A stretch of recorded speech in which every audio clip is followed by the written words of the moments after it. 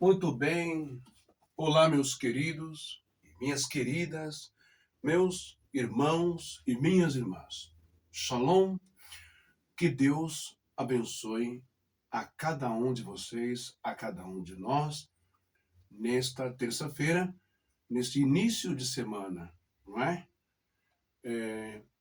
Que o Criador nos abençoe e rezo muito, oro muito, para que a paz se estabeleça no Oriente Médio, em todos os sentidos, também na Nigéria, em Benin, no Congo e outros países ali da região de África, onde cristãos têm sido assassinados de forma intolerante, de forma horrorosa, com uma cortina de fundo, querendo culpar o islamismo, os muçulmanos. E não tem nada a ver uma coisa com a outra, mas gente fanática, louca, doida, gente perversa, que não tem nada a ver com Deus, ok? São disputas de terras, territórios, não é? Poder, grana, essas coisas. Que Deus ouça a nossa oração, nosso clamor em prol dos nossos irmãos lá da África, bem como também do Irã, da Palestina, da faixa de Gaza, todo esse conflito, essa geopolítica, não é? Bom, eu voltei para dar o término das minhas lives, não é? A minha contribuição, não é? Para a instituição, a Igreja Evangélica Pentecostal, Sinos de Belém, Missão das Primícias, aonde eu estou indo. Não é? Inclusive, amanhã, quarta-feira, eu estarei com os irmãos aí no Cambuci, né? Na rua Dona Ana Neri, ok? Aproveitando o ensejo, faço o convite também para você conhecer essa igreja maravilhosa. Se você, e aqui não estou pescando em aquário de ninguém não, mas se você está insatisfeito, não é? Se você não está sentindo que aí é o seu lugar, se você está vendo que aí fala mais de política e de partido político, e você quer ter um lugar assim para você ouvir realmente a palavra de Deus, um lugar que ora, que busca, que fala sobre espiritualidade, que fala sobre fé, edificar, crescer na fé, não é? Ter comunhão com o Espírito Santo, aquela coisa maravilhosa, o convite está feito. Vá lá, faça a prova. Hã?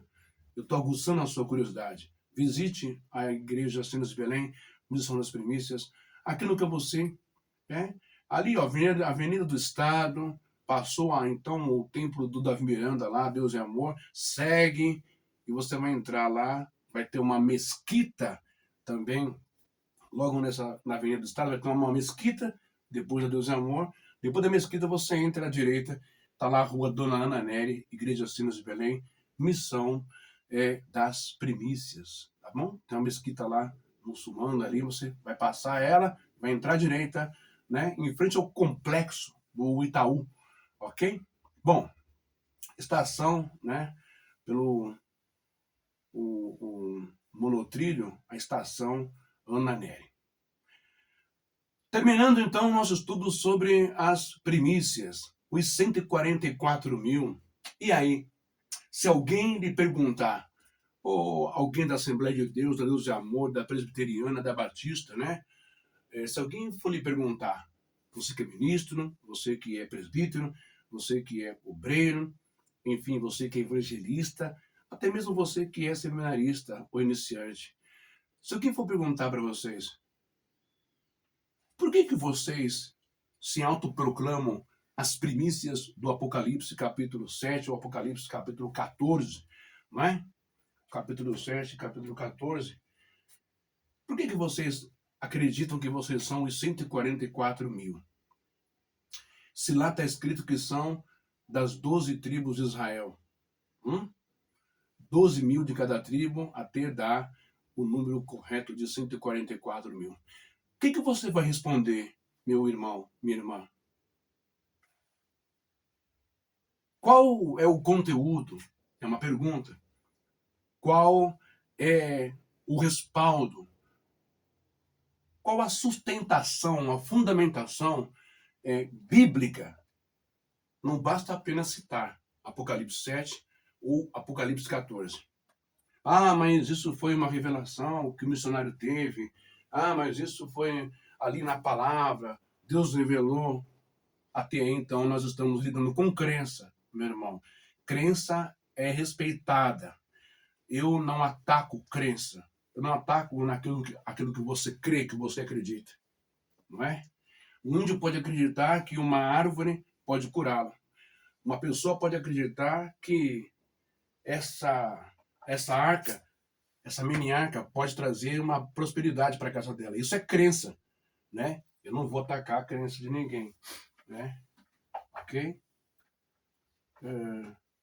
Mesmo sendo uma heresia, tá bom? Mesmo sendo uma heresia.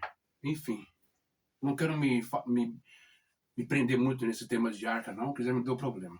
Mas isso é crença. E com crença a gente não lida, não é? Uns acreditam nisso, naquilo, outros acreditam em gnomo, enfim, não é? Crença não se ataca, tem que ser respeitada porque é a pessoa que acredita. Ela crê naquilo e ponto final. Uns acreditam em Saci Pererê. Bom, mas quando se trata, meus irmãos, de contextualização, texto, contextualização e principalmente literalidade, né? Hermenêutica, aí a coisa fica um pouquinho mais complicada. Lembrando que o Apocalipse, não é? Ele é, o Apocalipse 14, principalmente, que fala dos 144.000, ele é um texto bastante polêmico e não é de agora. Há décadas ou há centenas de anos, esse capítulo tem sido um capítulo bem, não vou dizer controverso, mas um capítulo bem polêmico, não é? Se você for olhar, você vai ver uma instituição também chamada as Testemunhas de Jeová, e elas vão aplicar esse texto a elas mesmas, dizendo que somente elas, os membros, não é? Testemunhas de Jeová farão parte dos 144.000, não é? Ali do Apocalipse 14. É errado uma instituição, uma denominação apropriar-se, eu chamo de apropriação indébita, apropriar-se de textos sagrados, como se aquele texto sagrado, escrito há 2.000, 3.000 anos atrás, terceiro, quarto século, depois que Jesus Cristo morreu, os seus discípulos também, é errado, é uma apropriação indébita.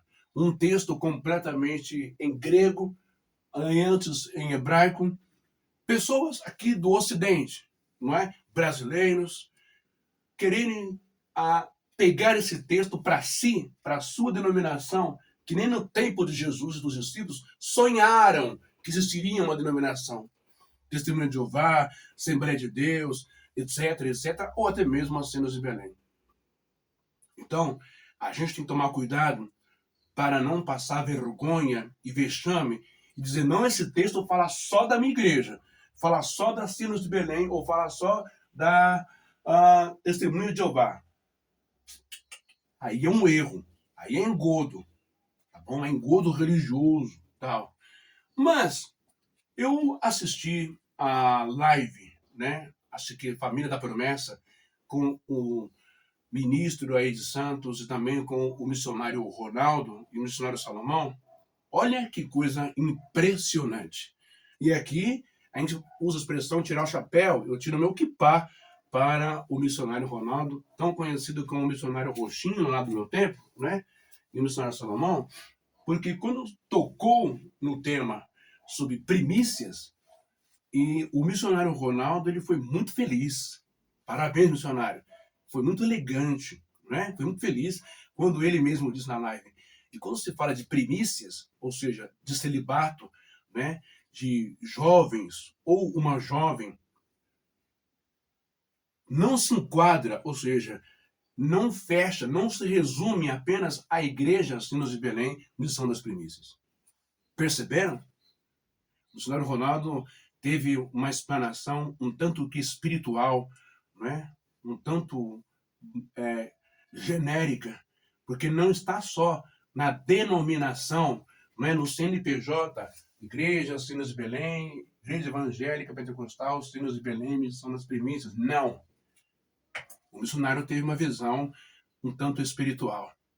Porque as 144 mil primícias, é óbvio que não está ali somente dentro da Igreja das Sinos de Belém, porque mesmo se você for fazer uma contagem demográfica, uma contagem do número de mensageiros, seminaristas, primeiro grau, segundo grau, não é, reverendas, tal, missionários, não chega, talvez, a 1.000 pessoas, ok? Não sei, posso estar falando bobagem, mas não chega nem a 1.000 ou 1.000 e pouco, tal, de mensageiros.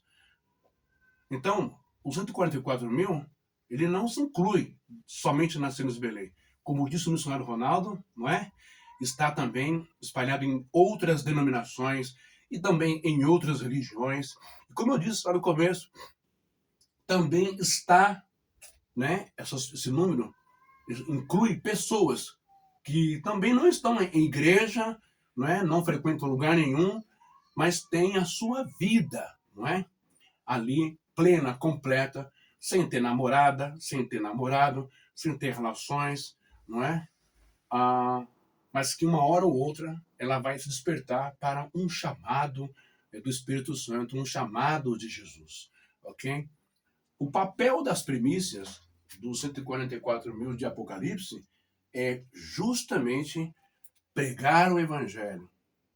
Pregar o Evangelho de Yeshua após a grande tribulação, após o tal arrebatamento, como está escrito. Vai sobrar quem? Para ser perseguido, não é? Pelo pessoal aí do anticristo, tal, aquela história que você já sabe, não é?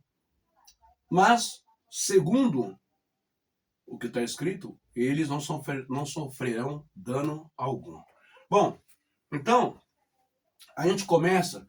Como que você responderia, não é? Oh, quem falou para você aí que esse negócio de primícia das Sinos de Belém faz parte lá do Apocalipse 144 mil? Vocês estão sonhando? Que conversa é essa? Que heresia é essa? Não, segundo estudo teológico, hermenêutico, exegético, papapá, papapá, tem que ser das 12 tribos de Israel, parará, tem que ser judeu de sangue, tem que ser ascendente de judeu, papapá, papapá, papapá. Presta bem atenção no texto que eu vou ler para você, nesse momento aqui, em grego, Romanos capítulo 9, versículo 6. Guarda isso para você ter como resposta, tá bom? Uma coisa é crença, é você acreditar. Uma coisa é o texto literal e a hermenêutica direitinho. Porque muitos poderão vir assim, não é? Querendo diminuir, não é? Querendo acabar com a crença, acabar com a fé, acabar com o chamado para ser primícia, o chamado para ser mensageiro ou reverenda na Igreja de Belém ou em qualquer outra instituição. Ok? Presta bem atenção no que eu vou ler para você. Embora esteja escrito em Apocalipse 140, Apocalipse 14, versículo Apocalipse 14 inteiro, vai falar sobre as primícias, segue o cordeiro para onde tu quer que vá, não é? E esses são das 12 tribos ali de Israel. Presta bem atenção. Você tem que entender, meu irmão e minha irmã, que o Apocalipse, não é? A palavra grega significa revelação, dada a João na ilha de Patmos. Esse livro, a maioria dele, dos primeiros ao segundo capítulo, até o último capítulo, do primeiro ao último, é um livro completamente metafórico, é um livro completamente simbólico. Você não pode levar tudo ali, ó, ao pé da letra. É preciso entender isso, aprender isso, tá bom? Primeiro lugar. Agora presta bem atenção nisso. Nós temos aqui o livro de Romanos, capítulo 9 e versículo 6, onde o está escrito em grego, não é? O apóstolo Paulo vai nos escrever assim, em grego. Presta bem atenção nisso daqui, né? O orion de roti, o orion de roti, o orion de roti, não é? Epetitoken, epepitoken, pros logos tutel, pros logos tutel, pros logos tutel, tutel, aqui, Deus, ok? Presta bem atenção, hein? Muito bem. O garpantes roi ex Israel, o garpantes roi burgetos Israel, ok? Rutoi Israel, de novo. Rutoi Israel. O que está escrito que Paulo está falando aqui, direto do grego, para a igreja, para o pessoal, né? Romanos capítulo 9 e versículo 6. Olha que coisa linda. É para você, ministro, é para você, seminarista. Eu creio, obviamente, que os missionários conhecem esse texto, sabem esse texto, não é? Eu fico feliz de poder estar só compartilhando, tá, meus irmãos? Presta bem atenção. Os missionários aí da igreja, pelo amor de Deus, irmãos, vocês têm uma relevância bem aguçada para entender que aqui o irmão Ben está só compartilhando por estar feliz na igreja. Não é nenhuma arrogância minha querer passar por cima disso, daquele fulano, ciclano, não. É só partilhar aquilo que eu aprendi, ok? Então, vamos lá. Como eu disse, não basta apenas pegar, abrir Apocalipse 7 ou Apocalipse 14 e ler, né? Ler, qualquer um vai ler. Crer por crer, qualquer um vai crer, ok? Mas é importante ter esses estudos aqui, assim, bonitinho, direitinho, como está aqui, para explicar para as pessoas e você ter uma resposta para dar. Para quando alguém vier, né? Ali, uma pessoa chata, querer perturbar, papá. Bom, então eu li Romanos 9:6, não é? Que é o que está de amarelo aqui em cima, beleza? Eu li para você, o Orion, não é? Urhoyon de Roti, Ekipetoken, perdão, Hologos Tutel, Ugar Pantes Roi, Ex Israel, Rutoi Israel. Não é que a palavra de Deus tenha falhado. O apóstolo Paulo está falando. Não é, deixa eu arrumar meu equipar aqui. Esse aqui. Então, o apóstolo Paulo, ele está falando, não é? O apóstolo Paulo está falando aqui em Romanos 9:6. Não é que a palavra de Deus tenha falhado, pois nem todos os descendentes, nem todos descendem, ó. Não, mas Apocalipse 14 está dizendo aleluia. Irmão do Santo Beleza, você não sabe nada. Calma lá, assembleiano. Calma lá, batista. Calma lá, presbiteriano. Calma lá, metodista. Veja o que o apóstolo Paulo está dizendo. Romanos 9:6. E não é que a palavra de Deus tenha falhado. Pois nem todos descendem de Israel. São Israel. Nem todos os que descendem de Israel são Israel. Como nem todos os descendentes de Abraão são seus filhos, mas de Isaac sairá uma descendência que terá o teu nome. Então, afirmar categoricamente que é 144 mil não pode ser brasileiro, não pode ser venezuelano, boliviano, chileno, argentino, espanhol, português, francês, alemão, é um erro muito grande, não é? Porque nem eu nem você sabe se aqui no Brasil, na Venezuela, na Bolívia, no Chile, na Argentina, na Espanha e outros países do mundo, existem ascendentes ou descendentes de Jacó, ou, consequentemente, do pai Abraão. E nem eu nem você sabemos o relacionamento, a comunhão que essas pessoas têm com o Eterno, com o Criador. Então, é uma arrogância muito grande, não é? É uma arrogância cega. Dizer que não, porque tem que nascer lá em Israel. Mas Paulo está dizendo em Romanos 9,6, e não é que a palavra de Deus tenha falhado, pois nem todos os descendentes de Israel são Israel. Né? Como nem todos os descendentes de Abraão são seus filhos. Presta bem atenção, que eu vou citar uma passagem agora, em que Yeshua, Jesus, o maior rabino da história, o maior mestre da história, deu uma resposta para os fariseus, quando eles disseram, nós somos filhos de Abraão, nós temos por pai Abraão. Na verdade, eles eram mesmo, no sangue, na carne, descendentes de Abraão. Mas Jesus responde a eles dizendo, vocês não são filhos de Abraão. Se vocês fossem filhos de Abraão, vocês são filhos do diabo. Vocês são filhos da carne. São filhos apenas humanos, da carne. Lembra que eu falei, já ensinei? Diabo, Satanás, é o nosso Yetzer Hara. Diabo, Satanás, é a nossa maldade humana. Ok? É a nossa carne, nosso coração enganoso. Não é? Os nossos sentimentos e emoções. Então Yeshua vai dizer, vocês são filhos do diabo. Se vocês não são filhos de Abraão. Se vocês fossem filhos de Abraão, vocês me conheceriam. Porque Abraão, etc, etc, você entendeu o texto. Entende? Olha que coisa forte que o Ruach Kodesh, o Espírito Santo, me dá nessa hora. Obrigado, Espírito Santo. Portanto, não é que a palavra de Deus tenha falhado. Pois nem todos os descendentes de Israel são Israel. Você acha, por exemplo, misturando um pouco aqui com geopolítica, que o Benjamin, ou Benjamin Netanyahu, por mais que ele seja descendente de Abraão, por mais que ele seja ali judeu, no corpo, no sangue, você acha que ele pertence, ele é o Israel de Deus?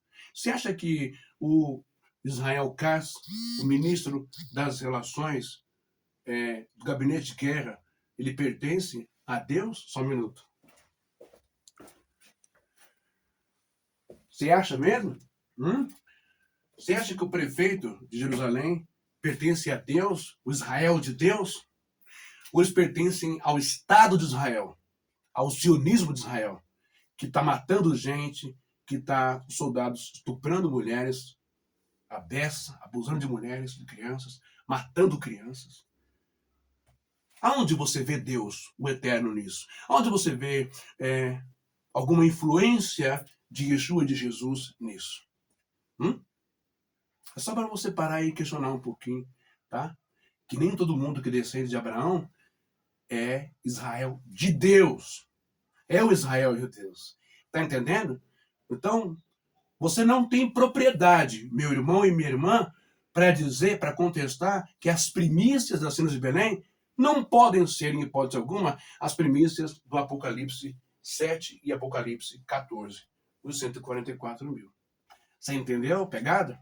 Bom, vamos para um outro texto, então, não é? De Romanos, capítulo 11 e versículo 7. Eu coloquei várias coisas para você entender. A minha lousa não está muito boa. Uma hora eu vou ter um quadro negro com essa parte aqui, verde escura, bem novinha, para poder os dias pegar direito. Tá bom? Vamos lá. Romanos 11, 17. Está em laranja. O que diz em Romanos 11, 17?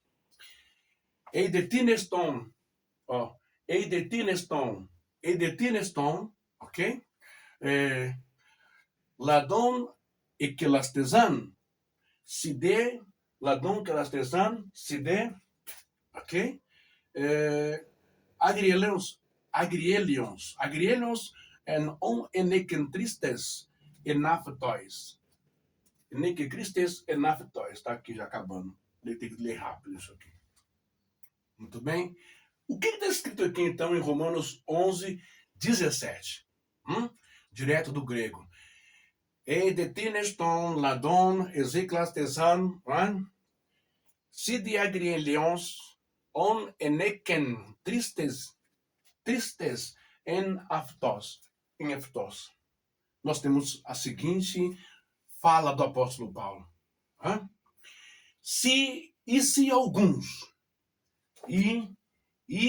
alguns dos ramos foram cortados, e tu, oliveira silvestre, foste enxertada entre eles, para te beneficiares com eles da seiva da oliveira. Vou repetir de novo. E se alguns dos ramos foram cortados, e tu, oliveira silvestre, foste enxertada entre eles, para te beneficiares com eles da seiva da oliveira. Cristo é videira, videira verdadeira. Não é? Esse hino é maravilhoso. Nesse momento que o apóstolo Paulo está passando esse ensinamento, como ele é conhecido como apóstolo dos gentios, ou dos góis, ou dos pagãos, ou dos sujos, dos imundos, não é? Ele está ensinando que Cristo como a videira verdadeira. Que Cristo, melhor dizendo, ali o texto está falando de oliveira, que as pessoas é aquela história, né? Para você entender, deixa eu fazer aqui rapidinho uma ilustração. Vamos ver se para você entender rapidinho aqui, uma ilustração aqui rápido. O que ele está ensinando? Eu acho que eu vou colocar aqui, ó, só para você ter uma ideia, né? Eu tenho aqui, né? Aqui é uma árvore, ok? Tem uma árvorezinha aqui, né? Ó, tem uma árvorezinha, tá bom? Essa árvore aqui, gente, pra você ter uma ideia, ela é um pé de maçã, né? Ela é uma macieira aqui, ó, pé de maçã. Ela vai dar maçã, tá? Ela vai dar bastante maçã, ok? Mas de repente eu quero enxertar, eu quero colocar nessa árvore aqui, eu quero colocar uma laranjeira. A laranjeira está morrendo, não está dando mais. O que o agricultor, o engenheiro da agricultura, ele vai fazer? Ele vai pegar um galho, ok? Ele vai pegar um galho, né? E ele vai enxertar, ele vai abrir um buraquinho aqui, ó. Ele vai fazer isso aqui, ó. Ele vai abrir um corte aqui no pé de macieira, aqui, ó. É esse pé, esse tronco aqui da macieira. Ele vai fazer um corte aqui e ele vai colocar o galho da laranjeira aqui, um ramo da laranjeira. Esse ramo da laranjeira vai fazer o quê? Vai absorver a seiva, vai absorver a clorofila, tudo que a árvore suga, tudo que ela tem de bom, como se fosse um sangue, e vai começar a dar vida para a laranjeira, ok? E assim a laranjeira vai crescer aqui, e o que vai acontecer? Ela vai crescer, não é? E ela, mais para frente, ela vai dar o quê? Maçã? Não, ela não vai dar maçã, tá certo? Ela vai continuar dando o seu fruto, que é o quê? Qual que é o fruto da laranjeira? É da laranja, não é? Aqui, ó. Entendeu? Então a laranja só vai ter vida porque o que acontece? Porque o tronco da macieira deu vida ao ramo que foi implantado. Ok? Deu vida. Aqui, ó. O ramo é esse aqui. Esse aqui é o ramo, ó. Ó o ramo aqui de novo. O ramo, ok? Ramo da laranjeira. Laranjeira, ok? Aqui, ó. Foi plantado na macieira, que é essa árvore aqui. Tá bom? É isso que Paulo está ensinando. Que os gentios pegaram os ramos e foi enxertado na oliveira ou na videira. E aí passam a receber o quê? A seiva da oliveira, da macieira, e aí laranjeira também tem vida e torna-se uma só. E se alguns dos ramos foram cortados, e tu, oliveira silvestre, foste enxertada entre eles, para te beneficiares com eles da seiva da oliveira. Entendeu? Todos aqueles gentios, ou como falam, né? Só pode ser primícia ou 144 mil quem é judeu de sangue, ascendente ou descendente. Não. As pessoas foram enxertadas pela fé. Agora é a crença, tá? Pela fé em Cristo, na oliveira ou na videira. Então, meu amigo, minha amiga, você não pode contestar absolutamente nada. Nada. Vamos para o nosso terceiro versículo, não é? Que está aqui em verde, que é o Gálatas 3, capítulo 7. O que o Gálatas 3, capítulo 7 vai nos ensinar? Vai nos ensinar gnosketer, ará, rotiroi, cadê, meu Deus? Gnosketer, ará, ok? Gnosketer, ará, rotir, roi, episteus, ok? Equipisteus, rutoi, rioi, e sim, ok? Abraão. Ou seja, olha esse texto aqui de Gálatas agora 3:7, tá bom? O que está dizendo Gálatas 3:7? Está dizendo exatamente assim: sabei, portanto, que os que são pela fé. Lembra que eu falei?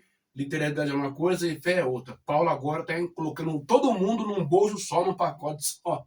Então, sabei, portanto, que os que são da fé, aqui, ó, sabei, portanto, que os que tá em verde aqui, né? Gálatas 3:7. Sabei, portanto, que os que são da fé, os que são da fé, os que são pela fé, melhor dizendo, são filhos de quem? São filhos de Abraão, são filhos de Abraão. Portanto, sabei, portanto, que os que são pela fé são filhos de Abraão. De Abraão. Gnoste, ará, roti, roi, equipisteus, rui, toi, rioi, e sim, Abraão. Ou Abraão. Sabei, portanto, que os que são pela fé são filhos de Abraão. Então, os que são da fé, né, os ramos, os gentios que são enxertados na oliveira ou na videira, pela fé, são filhos de quem? De Abraão. Se são filhos de Abraão, também pertencem, estão inclusos nas 12 tribos de Israel. Mas não é o Israel que está pensando, não, o Israel de sangue, é o Israel espiritual. Entendeu a pegada? Israel espiritual. Inclui aí os remanescentes, inclui aí a igreja de Cristo, a noiva do Cordeiro. Quer você aceitando ou não aceitando, quer debater hermenêutica, quer exegese, não interessa. É o que nós estamos ensinando, é o que a palavra, é o que Paulo está nos ensinando. Ok? Vamos agora para o nosso, então, quarto versículo. Continuando, também tem o Gálatas 3, eu li Gálatas 3:7, e agora nós vamos ler o Gálatas 3:29, não é? Que é esse aqui, ó, que está em cor de rosa aqui, ou lilás. Veja o que está escrito aqui, Gálatas 3:29, ele diz: Ei de rimeis Christos, aratou Abraham, esperma estecati e pangelium, ou evangelium, clerosonomonoi. É isso mesmo, tá? Que eu li aqui, esperma. Bom, vamos lá de novo? Ó, aqui, ó. Eiderimeis, aqui, ó. Eiderimeis, Cristo, aqui, ó. Opa. Eiderimeis, Cristo, ok? Aratou, aqui, ó. Aratou. Vai falar aratou Abraão, aqui, ok? Abraão, esperma. É isso mesmo aqui, ó. Esperma. Estecate evangelion, estecate evangelion, não é? Kleronomonoi. Kleronomonoi. O que quer dizer isso aqui? O que eu li para você aqui em grego? Gálatas 3:29, que está dizendo assim: e se vós sois, olha isso, gente, se vós sois de Cristo, então sois o quê? Descendência de Abraão. Segundo a promessa, se vós sois de Cristo, então a palavra esperma aqui ó, esperma, que fala de semente, de descendência, sois descendência de quem? Sois de quem? De Abraão, segundo a promessa. Que promessa é essa? A que Deus fez em Abraão, que ia espalhar nações pelo mundo inteiro, povoar a terra, como as estrelas do céu, como a areia do mar. Mas não é só a questão carne, não é só a questão genética, não é só a questão, como o irmão bem aqui, descendente de fulano, ciclano, sefaradita, etc. Não é só isso. É muito mais do que isso, né? É muito mais do que isso. É fé, é crença, é aceitação, é inclusão. A palavra correta, inclusão, né? No novo Israel de Deus. Não é o Israel militarizado, está vendo aí, não. É o novo Israel de Deus. É a nova Jerusalém. É os filhos da fé. Não é filho da carne, da biologia. É a noiva do Cordeiro. É a igreja do Senhor. Ok? Aprendeu isso daí? Vamos agora para o nosso último texto como resposta, não é? Aqui aos Efésios também, Paulo escreve, capítulo 2, versículo 14. Deixa eu dar uma olhada aqui no meu celular, né? Capítulo 2, versículo 14. Tá me esquentando demais, eu vou tirar isso aqui. Capítulo 2 e versículo 14. 37 minutos já. Capítulo 2 e versículo 14. Nós temos aqui em grego o texto de Paulo escrevendo aos Efésios. Efésios 2:14, Paulo está escrevendo aqui o seguinte, ok? Afetar gozestin re en renen. Afetos. Vamos ver aqui. Vamos lá ler, né? Aftosgar. Aftosgar. Estin reirenen, ok? Estin reirenen, remon hopoisten, ok? E rupoiesas ta afroten. Rupoiesas ta afroten, ok? An afteren. Anafoteren. O que quer dizer isso aqui? Olha só agora quando Paulo escreve para os irmãos de Éfeso, aos Efésios 2, versículo 14, ele está dizendo assim: Cristo é a nossa paz. De dois povos, fez um só. Na sua carne, derrubou o muro da separação, o ódio. Você está entendendo agora por que muitos ialdins judeus e muitos muçulmanos, não aceitam muito essa ideia de paz e fazer um povo só? Por causa de que tem outro Deus na parada. O ódio, o Yetzer Hará, o sentimento, o Satanás de dentro da carne humana dentro da pessoa. Você entende isso? Consegue compreender isso, meu irmão e minha irmã? Mas eu quero falar um pouco mais sobre esse negócio aqui, que eu acho importante. Estou com um óculos provisório aqui. Vamos ver como é que vai ficar esse óculos provisório, né? O capítulo 2 do livro de Éfesos. Versículos, todos reunidos em Cristo, a partir do versículo 11. Lembre-se de que vocês, pagãos de nascimento, eram chamados incircuncisos por aqueles que se dizem circuncidados, devido à circuncisão que se faz na carne humana. Lembrem-se de que nesse tempo vocês estavam sem Cristo, afastados da cidadania de Israel, estranhos para as alianças da promessa, sem esperança e sem Deus neste mundo.